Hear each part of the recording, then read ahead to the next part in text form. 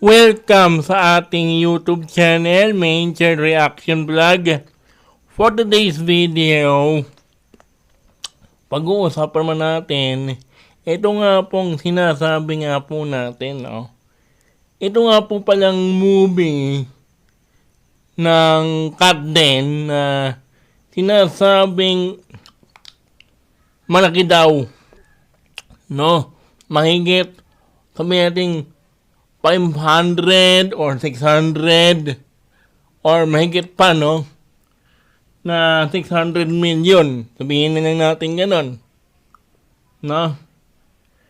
Kung saan yung kalahati nga daw, ayon dito sa nasagap po nating information, sabi nga po dito,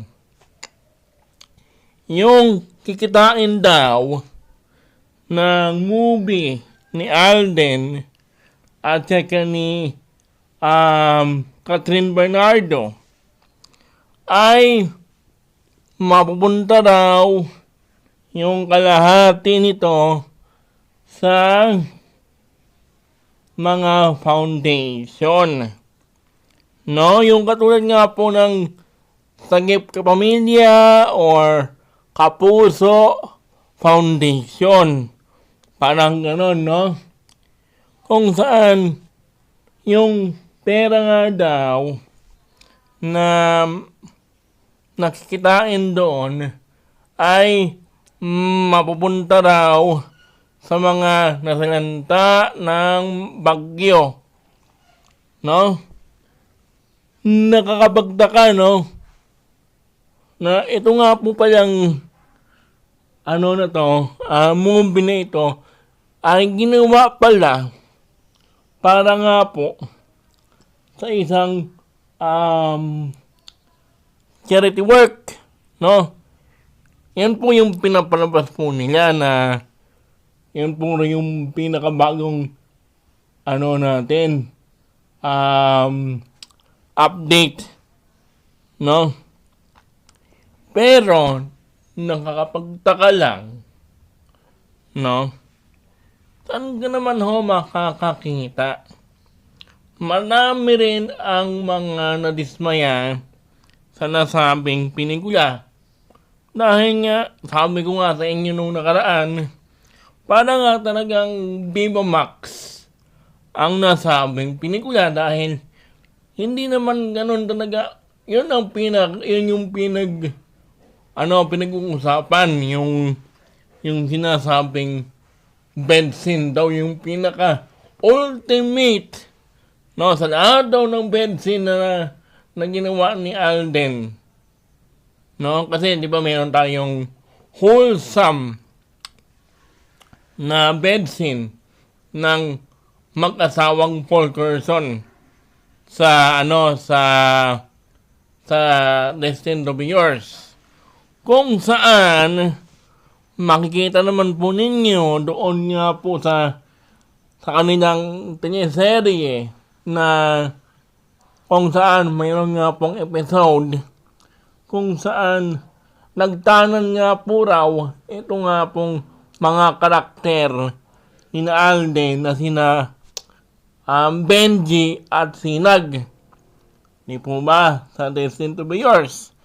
Nagtanan po sila, nagpunta nga po raw sila sa isang hotel, di ba? Di po ba? Kung saan doon nga po sila natulog. Di po ba? Kung saan meron nga pong bed scene doon kung saan ito yung pinaka-wholesome sa lahat. No? Kasi meron nga po silang damit.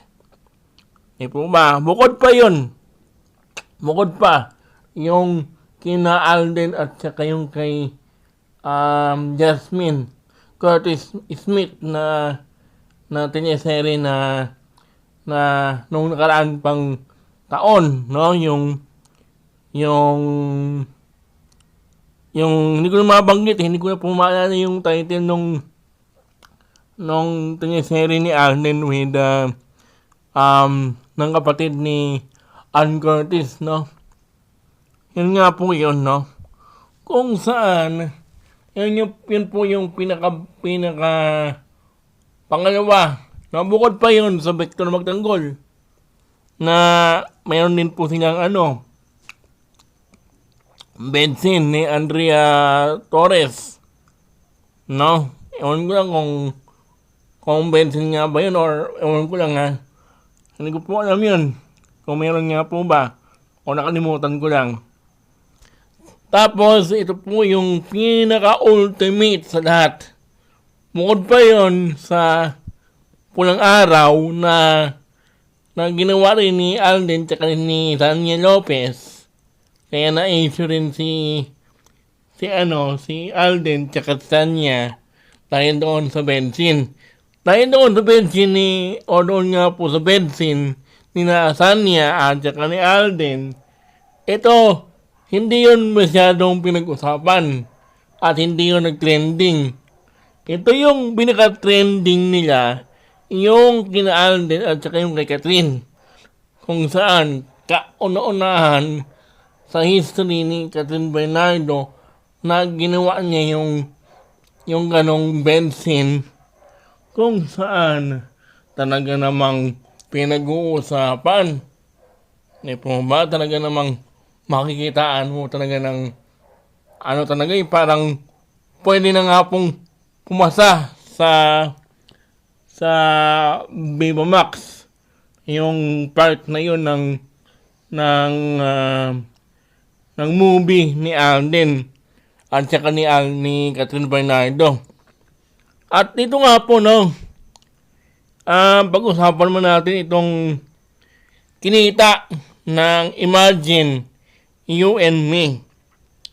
Ayon dito sa aking nga pong pinapakita sa inyo ngayon na ebidensya at resibo, no?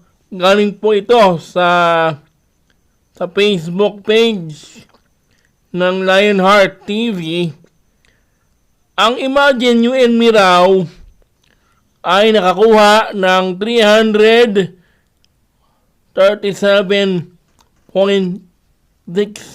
million pesos in only 4 days.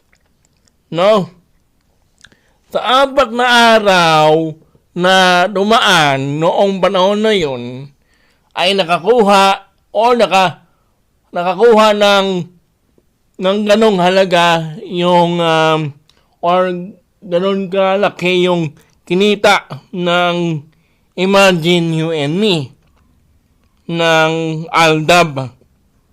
Yung po yung first ever na solo project ng real life couple kung saan sila nga po yung bida. No, kung saan makikita niyo naman na sa 4 na araw pa lang ay 337.6 million na agad. Hindi pa po kasama yung mga sumunod na mga linggo. Di ba? Kasi hanggang dyan lang po yung ating data. No? At dito nga po sa nakita ko nga pong resulta sa tinise first ever solo project nga po ni KB o ni Catherine Bernardo na first ever movie niya matapos nga pong makipaghiwalay kay Daniel Padilla. Na ito nga po ayon sa ating nasagap na informasyon mula sa pep.ph, ang kinita raw ng a very good girl ay nakakuha raw ito ng pagkano nga ba ito?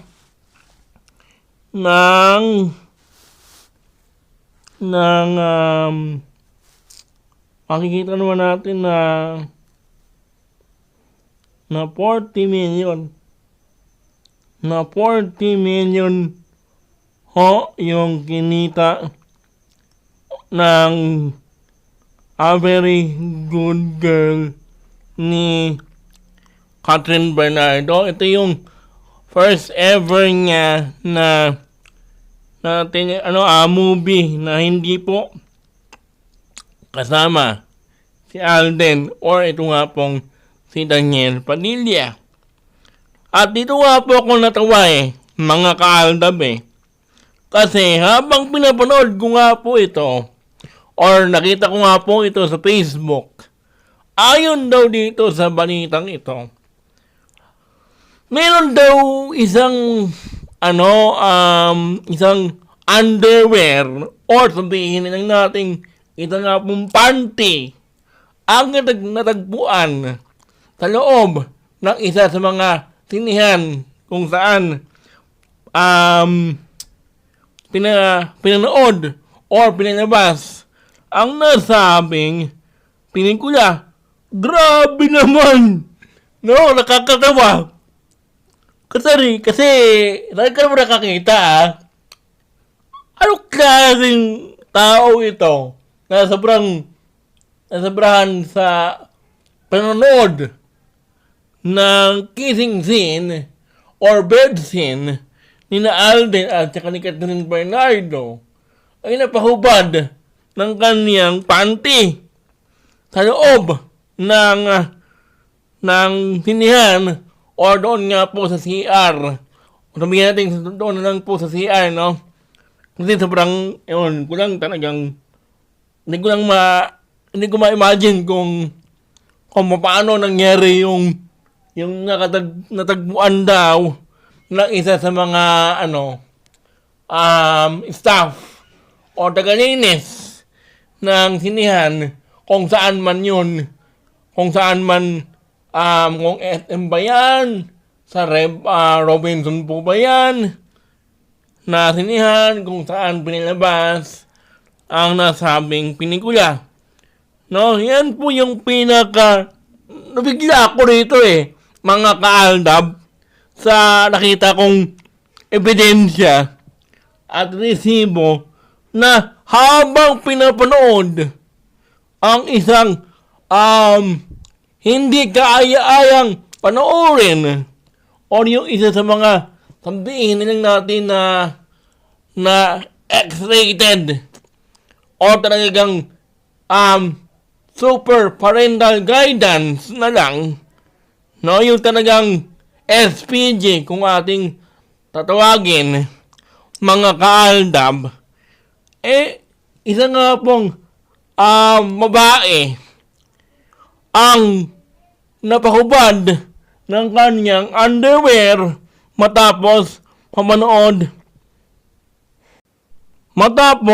mapanood ang pinaka maiinit na eksena ni Alden at saka ni Catherine Bernardo sa nasabing pelikula, kung saan talagang makikitaan mo talaga ng hindi ko talaga ma-imagine ang nangyari kay ate noong, kasi bigla nga akong natawa noong nakita ko nga po ang isang post na tulad nga po nito.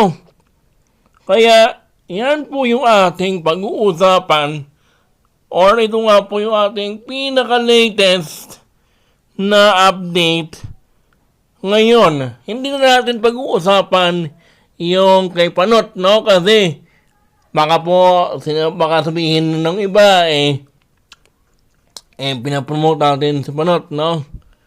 Sa next video na po natin yan pag-uusapan yung patungkol nga po sa walang kamatayang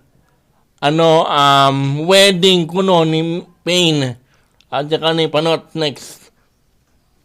Sa next video na po natin yan pag-uusapan. Hanggang dito na lang ang ating video. Don't forget to like, share, and subscribe for more updates kay Maine at kay Alden.